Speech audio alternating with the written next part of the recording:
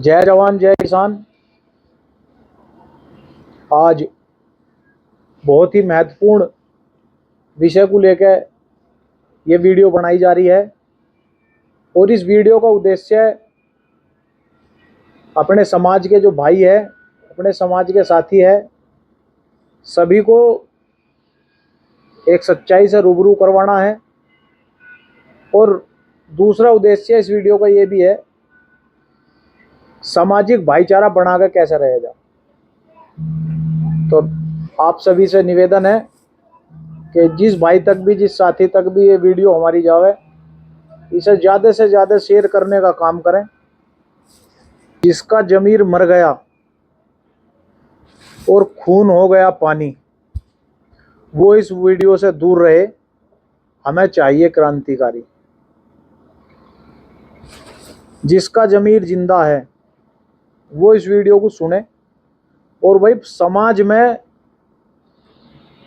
इसे आगे तक पहुंचाने का काम करें। क्योंकि बहुत से भाइयों के, बहुत से साथियों के ऐसों के फ़ोन आ रहे जिनके पास तक अभी दलजीत भाई सिसाई को लेकर पूरी जानकारी नहीं है। तो भाई दलजीत सिहाग पे, उनके मामले पे प्रकाश डालते हुए सामाजिक विषय को लेकर भी चर्चा करेंगे। तो भाई जिस भाई तक भी वीडियो जावे, सब इसे आगे तक पहुंचाने का काम जरूर करें। जिस किसी व्यक्ति को भी माननीय न्यायालय के द्वारा आजीवन सजा सुना दी गई हो, और आजीवन ही नहीं, किसी भी तरह की कोई भी, किसी भी मुकदमे में या किसी भी अपराध में जब कोई न्यायालय अपना फैसला सुना देता है, तो उसके बाद पुलिस प्रशासन यदि उस व्यक्ति पर अपनी गलत मानसिकता रखते हुए, गलत मंशा रखते हुए यदि उस व्यक्ति को दंडित या उसकी सामाजिक प्रतिष्ठा खराब करने का काम करता है, तो पुलिस प्रशासन कहीं ना कहीं माननीय न्यायालय का भी अपमान करता है, उल्लंघन करता है। न्यायालय सभी के लिए बराबर है, चाहे उसमें शासन का आदमी हो, चाहे प्रशासन का आदमी हो, चाहे देश का कोई आम नागरिक हो। अगर किसी भी व्यक्ति के द्वारा न्यायालय के फैसले का उल्लंघन किया जाता है तो उसके ऊपर सख्त से सख्त कार्रवाई की जाती है। ऐसा ही कुछ देखने को मिला हरियाणा में। आजीवन सजा काट रहे भाई दलजीत सिहाग को जब पेशी पर लाया जाता है तो वहाँ के प्रशासन के द्वारा बाजार में भाई दलजीत सिहाग की परेड कराई जाती है। तो अब इस विषय को मैं बिल्कुल विस्तृत में आपको बताऊंगा, कहाँ से सारी चीज़ शुरू हुई, क्यों दलजीत सिहाग को आजीवन कारावास हुई, क्यों सुरेंद्र झड्डा को आजीवन कारावास हुई। और यही दो भाई नहीं, ना जाने जाट समाज के कितने हमारे बड़े बुजुर्गों को और हमारे समाज के नौजवान साथियों को इस प्रकरण से गुजरना पड़ा, इस अनहोनी से गुजरना पड़ा। तो आज इस बात को लेकर पूरा विस्तार से आपको बताऊंगे, समझाऊंगे और आशा करेंगे कि आप इस चीज़ को आगे समाज तक पहुंचाने का काम करेंगे। तो सन 2016 की बात है, जब हरियाणा के अंदर जाट आरक्षण की मांग को लेकर एक आंदोलन हुआ, तो भाई दलजीत सिहाग, जिनका हिसार जिले की हस्सी तहसील में भाई दलजीत सिहाग का गांव पड़ता है, सिसाई गांव, सिसाई गांव का भाई रहने वाला है, जो एक बहुत ही नॉर्मल परिवार से है, किसान परिवार से है, और खेती करके अपने परिवार को भाई गुजर बसर, अपने परिवार का पालन पोषण कर रहा था। तभी 2016 में की बात है, फरवरी 2016, जाट आरक्षण को लेकर एक आंदोलन हुआ जिसका नेतृत्व समाज के बहुत ही बुद्धिजीवी लोग कर रहे थे। उन्हीं बुद्धिजीवियों के बीच कुछ भेड़िए भी मौजूद थे, जिनसे हमारे समाज के बड़े बुजुर्ग और जो उस आंदोलन का नेतृत्व कर रहे थे वो लोग बिल्कुल अनजान थे। उन्हें कोई उन लोगों की जानकारी नहीं थी कि भाई आंदोलन के बीच में कुछ उपद्रवी कह लो या भेड़िए कह लो या गलत मानसिकता के लोग कह लो, ऐसे लोग उस आंदोलन के बीच शामिल हो चुके थे। लगभग 10 दिन आंदोलन बहुत ही सहजता के साथ, संयम के साथ, बिना किसी हिंसा के साथ 10 दिन तक चलता रहा। आंदोलन बढ़ता देख, और कहीं ना कहीं मैं ये कहूँगा कि जब कोई लड़ाई लड़ी जाती है तो उसमें सभी का सहयोग बराबर होता है। तो 10 दिन बीत जाने के बाद जो असामाजिक तत्व उस आंदोलन में बढ़ चुके थे, और 10 दिन के बाद उन असामाजिक तत्वों ने अपना रूप दिखाना शुरू किया। 10 दिन के बाद उसमें से कुछ लोग सरकार से मिले और सरकार से मिलकर अपनी गलत मानसिकता उन लोगों ने जाहिर की और आंदोलन छोड़ भाग खड़े हुए। सरकार से मिलकर या तो उन लोगों ने कहीं ना कहीं अपना फायदा देखा, सरकार से पैसे लेकर बिक गए, या कहीं ना कहीं उन लोगों पर सरकार के द्वारा कोई दबाव ऐसा बनाया गया जिस कारण उन लोगों ने समस्त जाट सरदारी को, समस्त जाट परिवार को 10 दिन से जो आंदोलन चल रहा था उसे बीच सड़क पे छोड़, और वो लोग अपना फायदा देखते हुए वहां से फरार हो गए। हरियाणा का भाईचारा आप सब भी जानते हो, 36 बिरादरी भाईचारा था हरियाणा के अंदर। हिंसा में 36 बिरादरी भाईचारा खराब करने की उन लोगों की मंशा थी। पूरा प्रयास था उनका किसी तरीके से यहाँ भाईचारा आपसी खराब किया जाए, और उसमें उन मंसूबों में वो कामयाब भी हुए। भाई अगर कोई आंदोलन चल रहा है, जाट आरक्षण की वहां मांग थी, लेकिन जब एक भाई पर बात आवे तो दूसरा भाई भी खड़ा हो, तीसरा भी खड़ा हो। ऐसा नहीं था वहां जाटी थे, वहां सभी वर्ग के लोग थे, सभी जातियों के लोग थे, सभी धर्मों के लोग थे। लेकिन उन भेड़ियों ने अपनी राजनीतिक रोटी सेकने का काम करा और हरियाणा को एक दंगे की आग में छोड़ दिया, धकेल दिया कह लो या झोंक दिया कह लो। उस हिंसा ने एक बड़ा रूप, दंगे का रूप ले लिया,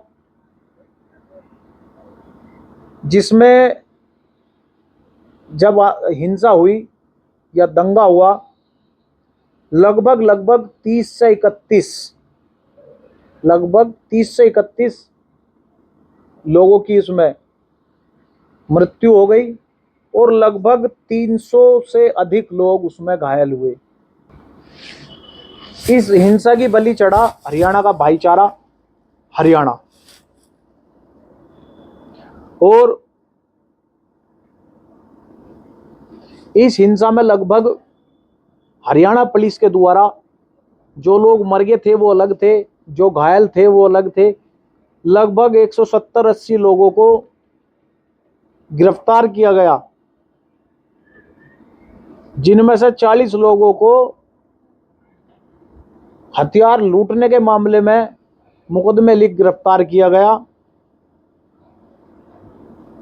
और मैं आप लोगों को यही एक चीज बता दूं साथियों, जाट एक वो जाति है जो बलिदान के लिए जानी जाती है, जिसने समय समय पर बलिदान देकर भारत माँ की रक्षा करी है, देश की रक्षा करी है, सर्व समाज की रक्षा करी है।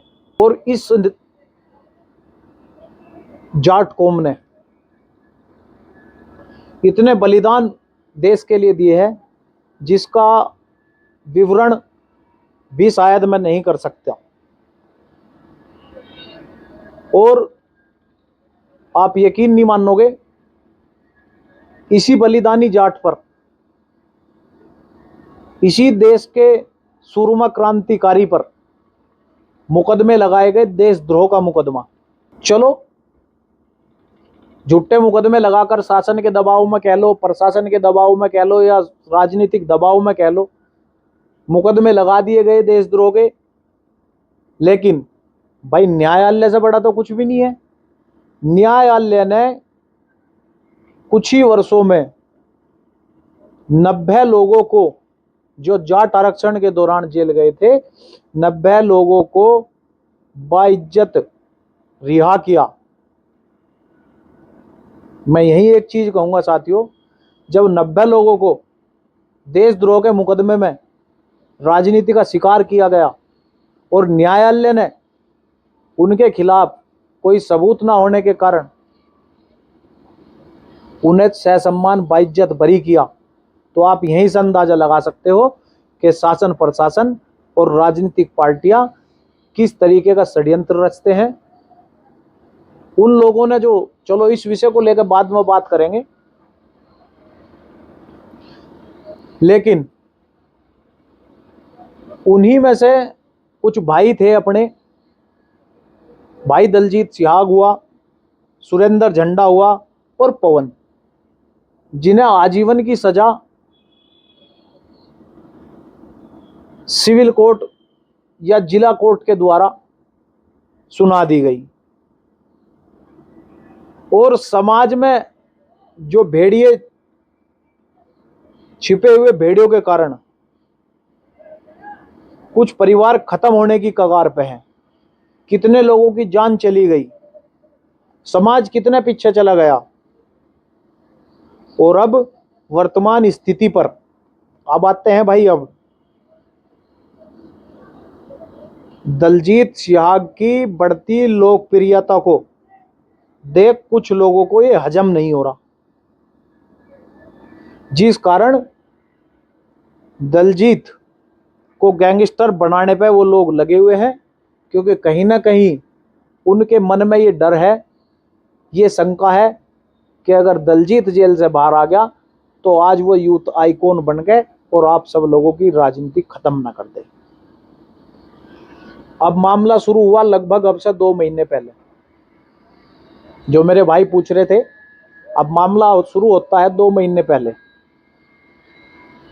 भाई दलजीत झज्जर जेल में बंद है और झज्जर जेल के जो जेलर हैं उनके साथ में भाई की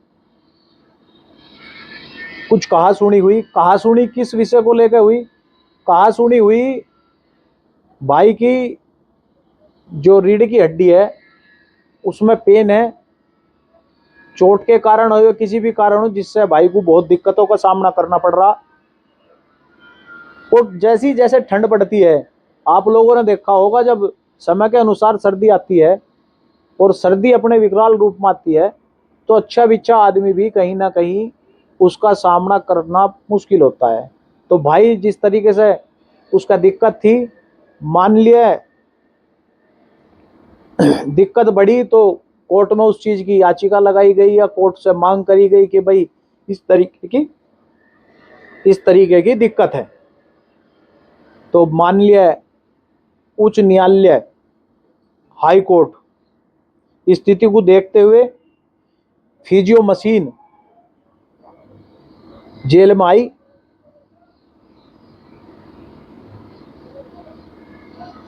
लेकिन सर्दी को देखते हुए स्थिति नाजुक हुई। भाई दलजीत सिहाग के द्वारा जेलर से ये बात रखी गई कि भाई जो मशीन मेरी आगी वे बंद क्यों रखी है। वे मशीन लगभग 2 महीने तक जेलर के कमरे में बंद रखी रही। और इन्हीं मशीन को लेकर भाई का जेलर के साथ में विवाद हुआ।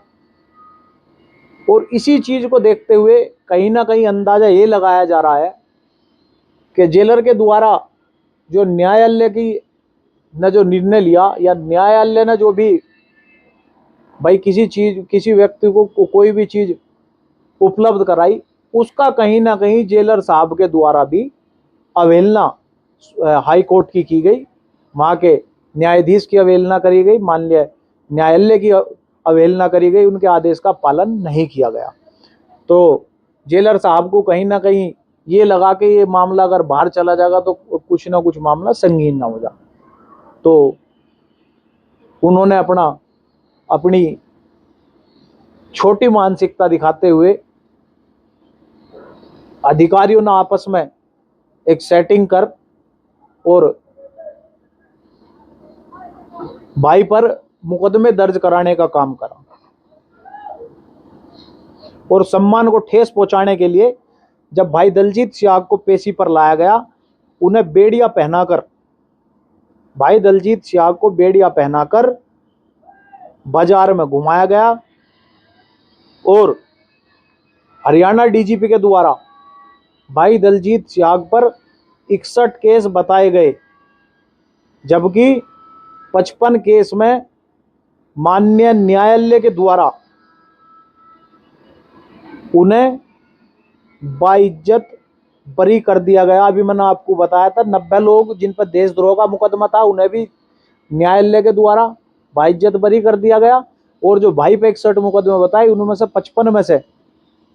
55 मुकदमों में बाइज्जत बरी है भाई, कोई साक्ष्य नहीं मिला, कोई सबूत नहीं मिला।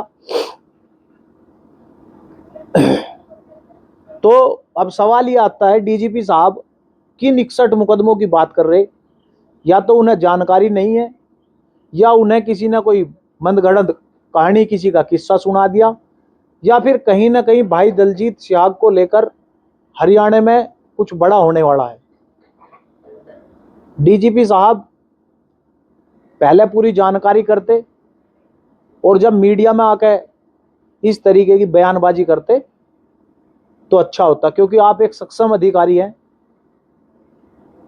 एक अच्छे ओहदे पर आप हो, डीजीपी हरियाणा हो आप, तो आपको तो इन चीजों से बचना चाहिए। आप अगर समाज में आप सही चीज नहीं पहुंचाओगे तो समाज का तो विश्वास आपके ऊपर से उठ जाएगा। अगर आप कोई गलत संदेश समाज में दोगे, किसी की छवि खराब करने का काम करोगे। खैर छोड़िए, आप लोगों को यही मैं बता दूं, भाई दलजीत सियाग, जिसे सब लोग ये कह रहे हैं कि भाई जाट है, जाट के लिए जेल में गया, भाई गया समाज के लिए। देखो, सब अपने समाज के लिए करते हैं, चाहे कोई नेता हो, चाहे कोई समाज सेवी हो, चाहे कोई किसान संगठन से जुड़ा हुआ हो, चाहे कोई किसी संस्था से जुड़ा हुआ हो, सबसे पहले वो अपने समाज की कहीं ना कहीं सोचता है कि मैं अपने समाज के लिए कुछ कर दूं। तो मैं आप लोगों को बता दूं, भाई हिंदू गो रक्षा दल का प्रधान भी रहा, हिंदू गो रक्षा दल का, मेरी बात सुन लियो भाई, हिंदू गो रक्षा दल का भाई प्रधान भी रहा। और जिस टाइम पर हरियाणा में जाट आरक्षण की वो 2016 की वो बात भी याद है, जब जाट आरक्षण चल रहा था, जब भी भाई हिंदू गो रक्षा दल का प्रधान था। और आपको बता दूं, जिस भी व्यक्ति को न्यायालय के द्वारा सजा सुना दी गई हो, और वो भी आजीवन, उसे आप बेड़िया पहनाकर उसके तो सम्मान को ठेस पहुंचा ही रहे हो, साथ ही साथ न्यायालय का भी अपमान कर रहे हो। आप अपने आप को न्यायालय से बड़ा दिखाना चाहते हो।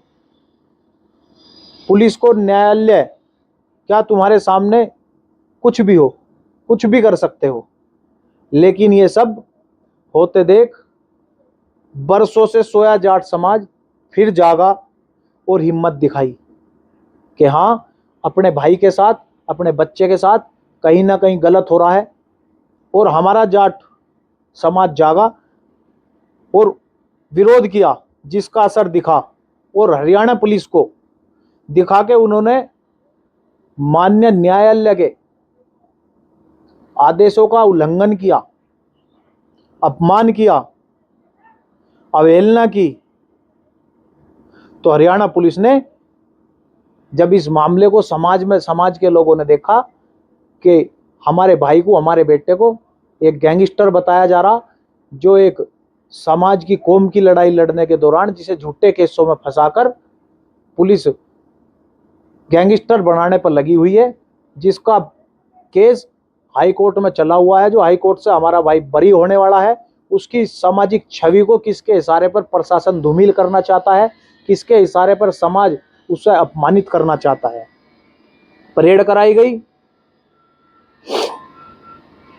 हरियाणा पुलिस ने मीडिया, अब सुन लो जी बात, जब प्रशासन शासन को ये लगा कि तुम्हें घेरा जा रहा, कोर्ट में भी तुम्हें जवाब देना पड़ेगा इस चीज का, तो हरियाणा पुलिस के एक डीएसपी साहब है, उन्होंने एक कॉन्फ्रेंस करी और कॉन्फ्रेंस करके डीएसपी साहब कहते हैं, बोले कि कोई परेड नहीं कराई गई और गाड़ी खराब हो जाने के कारण दलजीत को पैदल ले जाना पड़ा। चलो जी, हमने तो आपकी ये भी बात मान ली कि भाई गाड़ी खराब हो गई थी और इस कारण आपको पैदल ले जाना पड़ा, लेकिन हम यहीं आप इस पुलिस की मैं यहीं झूठ पकड़ गया, क्योंकि जब भी दलजीत भाई को पेशी पर लाया जाता है 2 से 3 गाड़ी उनके साथ में पुलिस की भी रहती है, और आप अंदाजा लगा सकते हो, वीडियो भी आप लोगों ने देख ली होगी, जब भाई दलजीत सियाग को बाजार के बीच से लेकर जाया जा रहा है, 20 से 25 पुलिस वाले, कुछ वर्दी में हैं, कुछ सिविल में हैं, क्या सभी पुलिस विभाग के जितने भी लोग थे 20-25 सभी एक गाड़ी में आए थे? सवाल है, अगर भाई दलजीत सियाग के साथ बीच बाजार, क्योंकि उन पर पहले भी जानलेवा हमला हुआ, अगर कोई चीज हो जाती, किसी तरीके की घटना घट जाती, तो उसका जिम्मेदार क्या हरियाणा पुलिस का डीजीपी होता, क्या हरियाणा पुलिस का डीएसपी होता? क्योंकि उस व्यक्ति को आजीवन सजा सुना रखी, तो आपको शासन प्रशासन को किसी ने अधिकार नहीं दिया कि आप उसका बाजार में और समाज में जुलूस निकाल लो। लिया, चलो वाहन खराब हो गया था, हरियाणा पुलिस इतना बड़ा स्टेट, एक ही गाड़ी थी क्या प्रशासन के दौरे? प्रशासन पर न जाने कितनी गाड़ी होंगी भाई, लेकिन आपने अपनी मानसिकता जाहिर करी और कहीं ना कहीं भाई के सम्मान को ठेस पहुंचाने का आप लोगों के द्वारा काम किया गया, और इसमें आपकी साफ बिल्कुल सब लोगों को दिखाई दे रहा है, इसमें कोई किससे छिपा हुआ नहीं है कि आप लोग जानबूझकर एक किसान परिवार के बेटे को, जो अपने समाज की लड़ाई लड़ा, उसे आप जानबूझकर एक गैंगस्टर बनाना चाहते हो, और ये बात की इससे छुपी नहीं है कि पुलिस रस्सी का सांप बना दे। अब भाई मामला आता है, पुलिस विभाग के द्वारा भाई दलजीत सियाग पर एक मुकदमा लिखा गया मोबाइल को लेकर। जिस दौरान वो जेल में मोबाइल पकड़े गए, मैं बता दूं, उस दौरान भाई दलजीत सियाग अपने घर आए हुए थे, उनके पिता का स्वास्थ्य खराब था, तो वो घर आए हुए थे जिस दौरान वो जेल में मोबाइल पकड़े गए, और जिसका सारा का सारा आरोप भाई दलजीत सियाग पर लगाया गया और उनके खिलाफ एक मुकदमा लिखा गया। दूसरा मामला गिरोहबंदी। भाई जब भी आप लोगों ने देखा होगा, भाई पैरोल पर माननीय न्यायालय ने कोई भी व्यक्ति हो, अगर उसे पैरोल दे दी और वो अपने घर गांव में आ गया, तो वो अपने सामाजिक कार्यक्रमों में भी हिस्सा लेगा, अपने परिवार के बीच में भी जाओगा, वो अपना सोशल मीडिया भी यूज करेगा। मैं देख रहा था वो बोल रहे डीएसपी साहब जो थे, उनके द्वारा बयान दिया गया कि भाई अपना सोशल मीडिया अकाउंट स्वयं हैंडल करते हैं। मुझे आप बताओ, क्या देश के प्रधानमंत्री नरेंद्र मोदी जी अपना सोशल मीडिया अकाउंट क्या अपने आप इस्तेमाल करते हैं? कौन से मुख्यमंत्री अपने आप इस्तेमाल करते हैं? कौन से राज्यपाल अपने आप इस्तेमाल करते हैं? सबके पास में हर चीज चलाने के लिए, उपयोग करने के लिए अलग अलग व्यक्ति रखे हुए होते हैं। तो भाई का भी अकाउंट कोई हैंडल कर रहा था, अपने परिवार का होगा, अपना भाई होगा, उन पे उसमें भी भाई मुकदमा लगा दिया गया। आप लोगों को बता दूं, ये कहा गया कि भाई पैरोल पाता है, समाज को भटकाने का काम करता है, फलाना करता है, तो भाई एक वीडियो या कोई एक ऐसा सबूत हमारे बीच में पेश कर दो कि दलजीत सियाग ने पेशी पर आने के बाद में समाज के किस युवा साथी को भटकाने का काम करा, किन गलत कामों में वो शामिल रहा। तो ये सब चीज भी आप भाई, हम तो ये कहेंगे समाज के हमारे जितने भी बुद्धिजीवी लोग हैं, वे इस चीज का जवाब शासन प्रशासन से जरूर लें। अब समाज के। तो भाई ये तो प्रकरण हो गया पूरा, आप लोगों को सारी चीज बता दी कि भाई कैसे कैसे क्या हुआ, कब आंदोलन हुआ, उसमें क्या क्या, किन किन, कैसे कैसे हमारे समाज शिकार हुआ, किन लोगों के कारण आज ये स्थिति है।